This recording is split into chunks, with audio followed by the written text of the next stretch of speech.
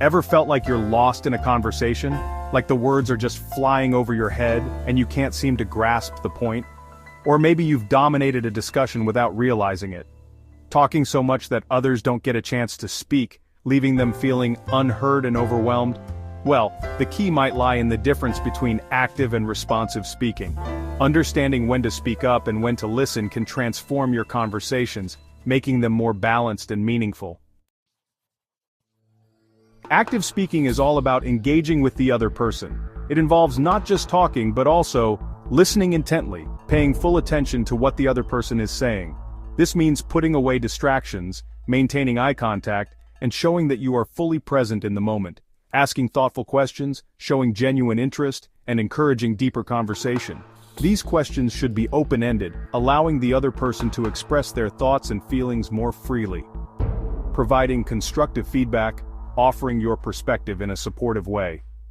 This helps to build trust and shows that you value the other person's input. Remember, the goal is to create a meaningful and engaging dialogue.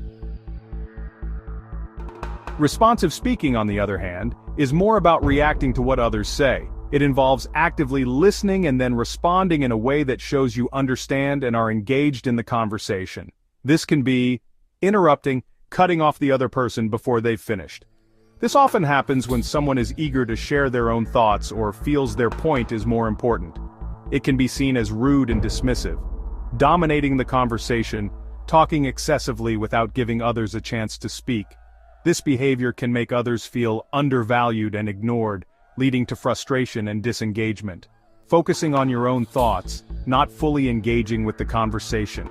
This can happen when someone is preoccupied or simply not interested in what the other person is saying. It can make the speaker feel unimportant and unheard. Effective responsive speaking involves a balance. It means taking turns to speak and listen, showing empathy, and being genuinely interested in the other person's perspective. This fosters a more meaningful and respectful dialogue. The goal is to find a balance between active listening and responsive speaking. By being both a good listener who pays attention and a thoughtful contributor, you can create more meaningful and productive conversations that benefit everyone involved. Which type of speaker are you? Let us know in the comments below. And don't forget to like, share, and subscribe for more insightful communication tips and techniques.